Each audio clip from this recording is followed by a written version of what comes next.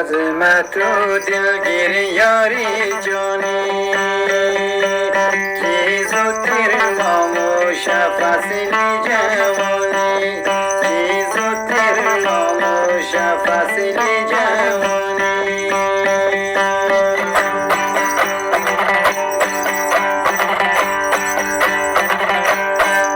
بشه